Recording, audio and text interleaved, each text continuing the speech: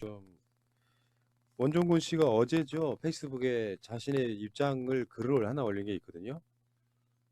그 이야기를 하고 싶어요. 그 내용의 진위 여부를 떠나가지고 사람 이야기는 한 사람이 악의성을 갖고 어마어마하게 때렸어요. 맥락 다 자르고 나한테 이런 적 있다라고. 근데 그래서 방송으로 말씀드렸죠. 그 사람 이야기만 무조건 믿고 이야기할 수는 없다. 원종군의 입장도 아직 나온 게 없었잖아요. 이게 뭐 일종의 사퇴 기자회견 비슷한 걸 하면서 "나는 그렇게 인생 살지 않았다." 뭐 이렇게 그래서 당에 부담 주지 않기 위해서 떠난다 이렇게 얘기했잖아요. 근데 원종건 씨의 글을 보니까 이건 이제 진실 공방으로 가긴 하는데 나는 진짜 중요한 건 그런 거라고 봅니다. 누구 말이 맞냐는 두 사람밖에 모를 거야. 또는 두 사람 다 맞다고 생각하고 있을지도 몰라요. 왜 그런 줄 아세요? 기억력의 한계 때문에 그래. 근데 가장 중요한 건 사람을 이해할 때는 맥락을 이해하는 게 중요해요. 상식적으로 봤을 때 이 맥락에서 누가 잘못을 했네 안 했네 하는 부분들이 있잖아요. 그러니까 나는 그 원정건 씨 지금 새날 커뮤니티에도 올려져 있는 글인데 이제 말에 여러 가지 과정들이 있었겠죠? 근데 "너도 네 엄마처럼 뭐 귀가 안 들리냐?" 뭐 요런 식의 표현을 했다는 거예요. 내가 단순하게 정말로 사랑했던 사람이고 아무 흠잡을 데 없는 사람이었다면 그걸로 헤어지진 않았을 거예요. 근데 계속해서 어떤 부딪힘과 갈등 관계가 있는 쉽게 표현하면 성격이 잘 안 맞는 사람이야. 근데 그걸 통해서 '도저히 이 사람하고는 사귈 수가 없다.'라고 느끼면 헤어질 수 있다고 생각해요. 뭐 멍이 든 것도 맞아서가 아니라 '나는 원래 멍 잘 드는 사람이야.'라는 걸 보여주기 위한 거였다고 하고. 그러니까 취지나 맥락이 지금 마차님은 그쪽의 전문가시기 때문에 이런 사건들 있잖아요. 디테일한 사건들 전문가시기 때문에 제가 도움을 청하고 싶은 게 바로 그런 부분인데 실제로 지금 그 여자친구라고 하는 사람이 또 커뮤니티에 올린 반박글도 있고 막 그래요. 근데 맥락상 원정건 씨가 막 데이트 폭력 미투는 아니고요. 데이트 폭력을 막 한 굉장히 그 뭐랄까 막무가내의 사람은 아닌 걸로 저는 보여요. 솔직히 되게 억울할 것 같다는 생각을 해 봤어요. 지금 원정건 씨가 저 강희용 위원장 지역구에 살아요, 사당동. 그러니까 이게 디테일을 이야기를 해야 되는데 디테일을 이야기하기 시작하면 끝이 너무 없어. 컨텐츠가 지저분해지고 디테일 없이 맥락만 이야기를 하게 되면 결국에는 원종건 씨 편을 들 수밖에 없는 그런 좀 애매한 내용이거든요. 근데 저는 그 원종건 씨한테 데이트 폭력을 당했다고 주장하는 그 여성이 글을 올리고 글을 올리기 전에 어디 뭐 상담을 했고 했다는 그런 일정들이 있잖아요. 그 시기하고 원종건 씨의 영입 소식을 발표했던 그 시기하고 대조를 해 보면 우리가 그냥 미루어 짐작할 수 있을 것 같아요. 그러니까 실체적 진실은 그 두 사람만 아는 거죠. 이거 지극히 침대 위에서 일어난 일이기 때문에 그걸 우리가 이게 맞냐 아니냐 그 사람이 어떤 대답을 한다고 해서 그게 진실이라고 받아들이기는 힘들어요. 그런데 그냥 우리가 상식적으로 봤을 때 원종건 씨가 영입 인사라고 민주당에서 발표하고 그 여자친구라고 주장하는 사람이 자기 피해를 주장하는 글을 올린 그 시점이 묘하거든요. 음. 그래서 저는 그 여자친구라고 주장하는 사람이 실패했다고 봅니다. 그러니까 자기는 그러니까 원종건 씨를 원종건 씨가 뭔가 사회적으로 이제 유명 인사가 되고 그 소위 말하는 성공 잘 되는 거 이게 보기 싫었겠죠. 나는 인제 그런 생각을 봤어요. 지금 맥락이나 반박글을 보면은 자세한 디테일은 좀 빼 버리고 기억에 안 남고 딱 두 가지만 봐요. 그게 밖에 안 남더라고. 관계하는 거를 촬영한 거. 그리고 콘돔. 이 건인데 보면서 얼굴이 좀 화끈화끈거리더라고. 이게 지금 미투라는 걸 빙자해 가지고 인생 창창한 젊은이가 국민의 손가락질을 받고 물러난 사건이었나. 실제로 지금 마지막에 서로 간에 올리는 글에 맥락은 그것밖에 없다니까? 그러니깐 제가 봤을 때는 그러니까 뭐 연애 당시에는 둘이 사랑했던 건 맞는 것 같고 오히려 헤어지고 나서 그 여자분이 더 미련이 남고 정말 원종건 씨를 사랑했었던 것 같아서 이런 사건이 더 가슴이 아팠어요. 왜냐하면 사실 데이트 폭력이 있었다면은 처벌을 받는 건 맞지만 사인 간에 그거를 어떻게 형사 처벌을 할 수가 있느냐에 대한 문제도 있고 말씀드렸다시피 어떤 그러니까 객관적인 증거를 내밀어서 오히려 이게 미투가 아니라 피해자와 가해자 놓고 봐야지 이게 어떤 젠더 싸움은 아니라고 생각하거든요. 근데 이거를 젠더 싸움으로 몰아가면은 굉장히 유치하고 그 토론의 가치가 없어집니다. 이거는 피해자가 있으면 당연히 그러니까 따져봐야 될 문제지만 이 사적인 영역에서 둘만 아는 것을 가지고 더 이상 입장이 나오더라도 다뤄주지 말아야 원정권 씨를 보호하는 거라고 생각이 들고요. 그 여자분도 마찬가지고. 그런데 좀 안타까운 거는 그런 거예요. 그러니까 원정권 씨는 당연히 모든 관계는 동의하에 있었고 본인은 때린 적이 없고 그 모든 상황에 대해서 클리어하게 이야기를 했고요. 그 주고받은 카톡에 대해서도 올린 것을 보면은 어떤 본인의 한 주장만 올린 것이 아니라 주고받았던 것들. 그러니까 예를 들면은 계속 여자분 쪽에서는 나는 동의는 했지만 관계를 갖는 것에 동의를 했지만 찍는 것에 대해서는 동의를 하지 않았다라고 이야기를 하는데 그 부분은 사실 알 수 없는 부분이고 둘만의 이야기이기 때문에 그리고 찍었다 하더라도 그 영상이 원정권 씨 핸드폰이 아니라 여자가 싫어했으니까 자기 핸드폰으로 찍었대. 여자분 핸드폰으로. 그랬으면 정말 싫었으면은 원정권 씨가 올린 카톡에 그런 부분이 있어요. 여자분이 그 영상과 캡처된 사진을 올리면서 원정권 씨를 놀려요. 근데 그 부분은 서로 연애를 하고 좋은 시기에는 충분히 가능한 대화라고 생각합니다. 그러니까 야 이거 봐라 이렇게 올리고 나 이거 아직도 가지고 있다 그러면 깜짝 놀래고 막 깍깍거리고 이런 것들이 저는 가능하다고 보거든요. 그런 것들까지. 그런데 이게 헤어지고 나서 이거를 그렇게 썼다는 것.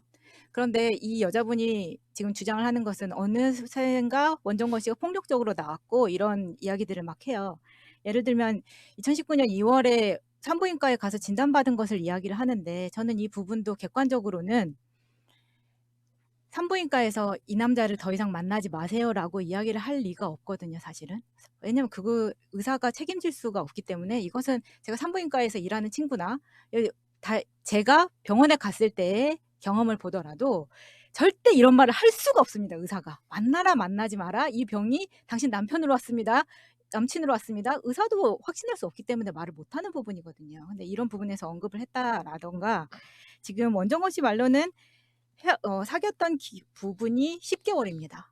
그러면 문자에서도 보다시피 2019년 9월에 헤어진 거거든요. 그런데 이분이 해바라기 센터에서 상담을 받은 것은 2019년 12월입니다. 3개월 텀이 있어요. 만약에 정말로 본인이 그렇게 급박한 상황이었다면은 바로 해바라기 센터를 갔지 3개월 후에 갔다는 점이 좀 아쉽고 그리고 다른 하나는 헤어질 당시에 이 여자분이 원정권 씨를 엄청나게 붙잡았다는 겁니다. 그 붙잡은 카톡의 내용은 2019년 9월이에요. 그러면 본인이 그렇게 붙잡았지만 헤어져서 어쩔 수 없는 상황에서 분한 마음에 12월에 해바라기 센터를 갔다는 것이 순수하게 봐야 되느냐. 거기에 또 하나 제가 이 사람이 정말 원정권 씨를 사랑했다라고 생각하는 부분은 그 핸드폰에 알림이 뜨면은 계속 이런 식으로 오잖아요. 그러면은 지금 나와 중요한 관계에 있는 사람이 계속해서 전화를 걸고 문자를 보낸다고 하면은 열어서 확인을 하지 지금 와 있는 알람을 가지고 캡처를 하진 않습니다. 그 캡처를 한다는 이야기는 뭐냐면 제가 봤을 때는 이 여자분이 사귀는 동안에 이 사람이 원정권이라서 너무 좋았던 거예요. 어느 정도 사람 사이에 인지도도 있고 그래서 자랑을 하고 싶었고 지금 싸워서 헤어지고 만회하는 상황에서 그 싸울 때마다 주고받는 그러니까 원정권 씨 쪽에서 전화 좀 받아봐. 내가 미안해라고 이렇게 이야기를 했을 때 본인이 갖는 성취감 같은 것들이 있었기 때문에 캡처를 하지 않았나 하는 생각을 하거든요. 그래서 제가 또 한 가지 그 부분도 그렇고 데이트했던 과정을 엑셀에 기입을 했다는 것은 여성분이 네. 엑셀에 언제 만나서 어디를 갔고 뭐 했다는 것을 기입을 했다는 그건 좀 것은 무섭네요. 나중에 어떻게 될지 모르는 상황에서 나는 이것을 예전에 제가 회사에서 쓰는 용어로는 은장도 같이 내가 이걸 가지고 있을 사람 누구나 칼을 품어야 된다는 아이고. 그런 걸로 가지고 있지 않았나 해서 굉장히 무서운 부분이었어요. 그러니까 엑셀로 쫙 적어놨더라고요. 그래서 근데 그것은 본인이 엑셀로도 쓰고 다이어리도 썼다는 것은 예. 원정권 씨 입장에서는 굉장히 집착. 무서운 겁니다. 그러니까 이거 정리 한번 해봅시다. 그러니까 너무 디테일한 거에 좀 우리가 말할 필요는 없는 것 같고 그 공방들을 보면서 느낀 것 중에 하나가 이게 사퇴할 사안인가를 다시 한번 고민하게 됐어요. 그러니까 폭력이라고 하는 건 다시 말씀드려요. 제가 그게 원종건 씨 입장에 안 나왔을 때도 그런 얘기를 드렸는데 이 사랑하는 사이에 무슨 이유가 있어 가지고 꿀밤 한 대 때렸어요. 그때는 서로 좋았던 사이가 나중에는 저 사람이 나를 폭력적으로 팼다로 악용될 수가 있단 말이에요. 그래서 폭로한 사람의 악의성 때문에 악의성, 나쁜 의도를 갖고 접근하는 것 때문에 그 사람이 하는 말들 전체를 그대로 액면으로 받아들이면 안 된다고 제가 했던 게 제 주장이었고 지금도 서로 간에 공방받는 거 보니까 큰 디테일은 없어져 버렸어요.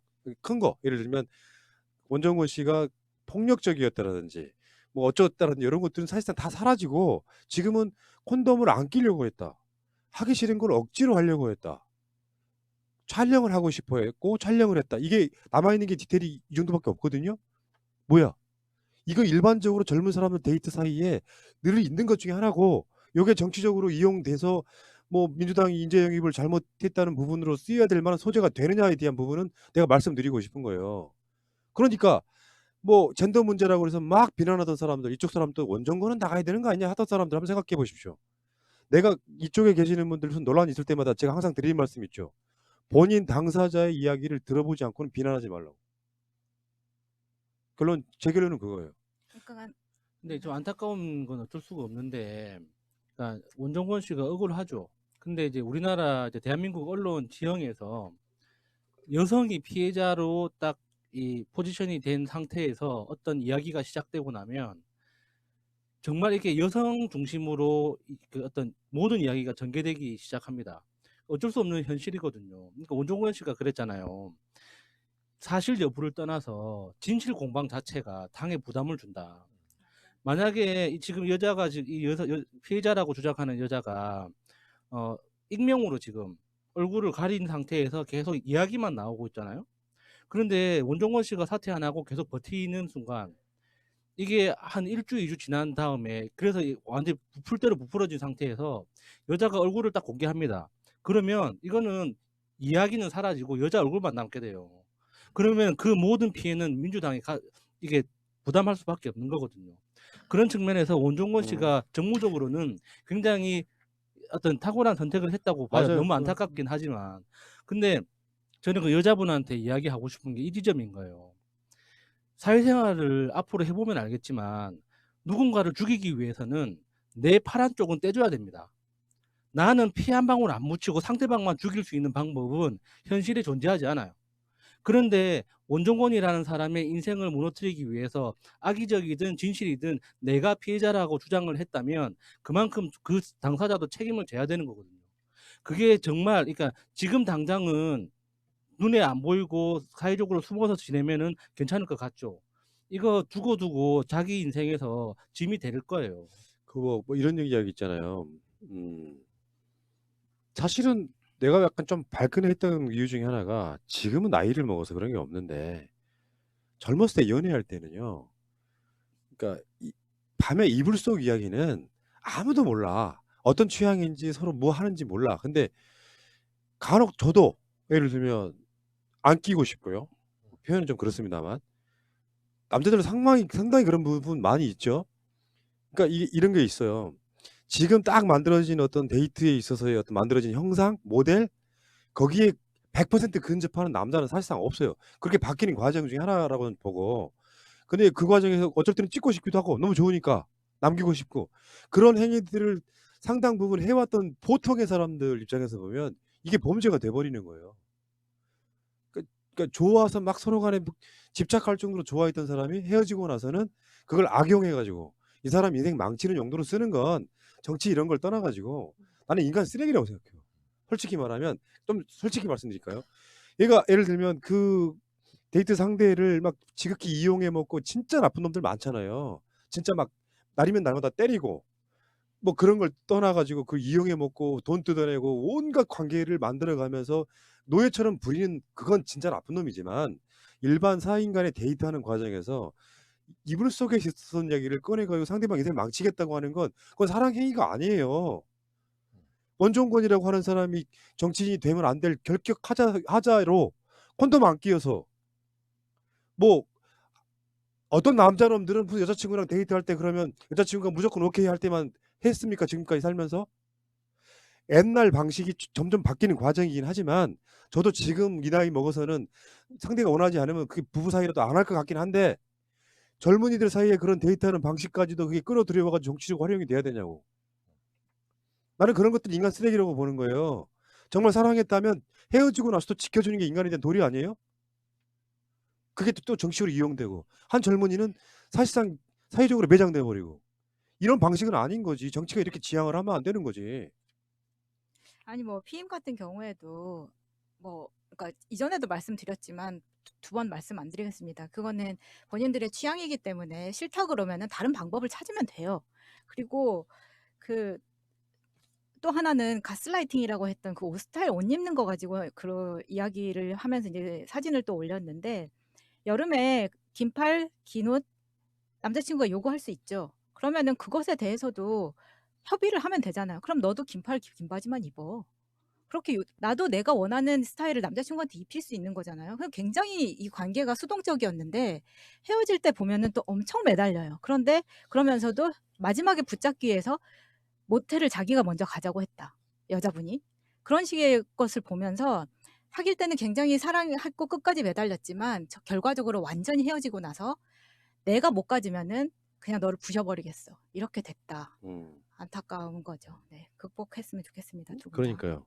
저기 강용 위원장님 저기 지역구에 산다면서요, 원정원 씨. 네. 만나보신 적 있어요?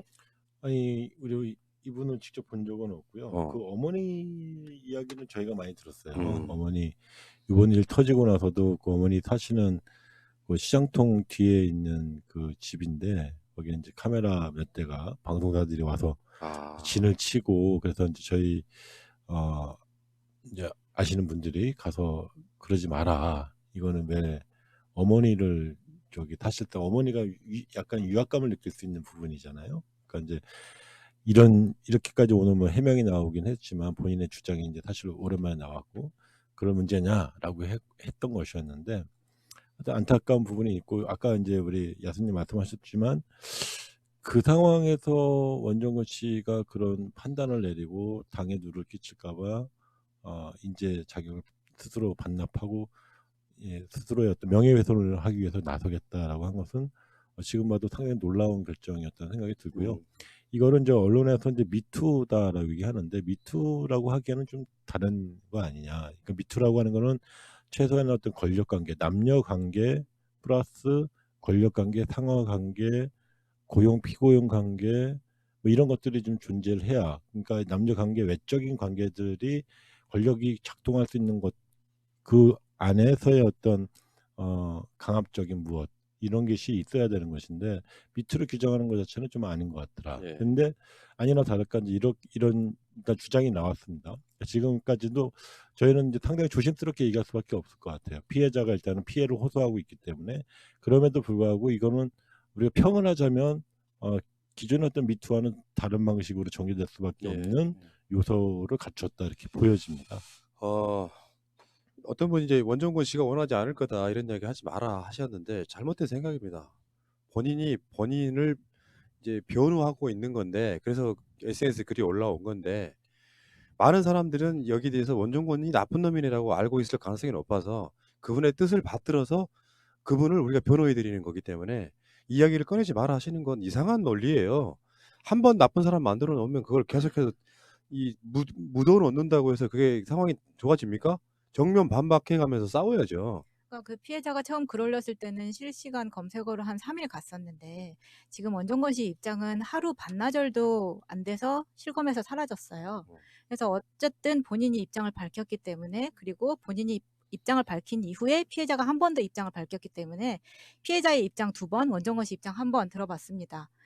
객관적인 증거로 비교를 해보고 양측의 입장을 다 들어봤다고 생각이 들고요. 더 이상 저도 두 분의 한 번씩 주고 받았으니까 이제 두 분이서 알아서 하시고 그래야 원정건 씨나 그 여자분은 상처를 덜 받을 것 같고 다음에 사귈 때는 더 사랑받을 수 있는 사람하고 사귀었으면 좋겠네요. 근데 그쪽 엑셀을 안 써도 내가 되는. 그런 방송도 한 적 있잖아요. 연애 심리학에 대해서.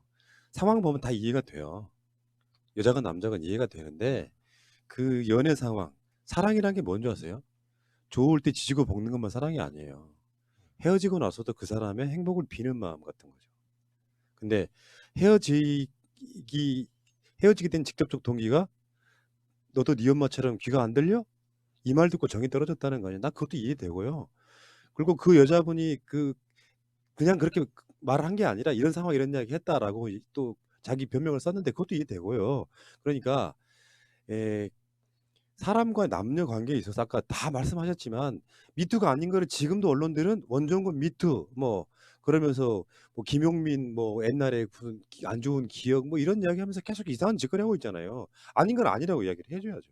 미투는 아니고. 자, 어쨌건 지금 원정권 씨, 저는 아까도 말씀드렸지만 그의 뒷모습이 마지막에 최선이었다고 봐요. 그게 현실적으로는. 그랬기 때문에 다시 뭔가 좋은 쓰임새로 돌아왔으면 좋겠다 이런 생각이 들고 지켜야죠. 원정권이 그냥 뭐 사실이 어떻든 간에 민주당한테 피해를 줄까 봐 민주당은 탈당할 수 있지만 민주당 지지했던 사람들이 원정권 제가 민주당한테 부담 주네 저 새끼 이런 식으로 가는 건 난 동지애가 아니라고 생각합니다. 지켜야죠. 누구든 간에. 우리가 할 수 있는 일이라고 생각해요. 자, 오늘 방송은 여기서 마치겠습니다. 좀 마지막에 재밌었어야 되는데 너무 진지했다 진짜. 어쩔 수 없죠. 내용이 그렇게 예. 돼가지고. 긴장했네요.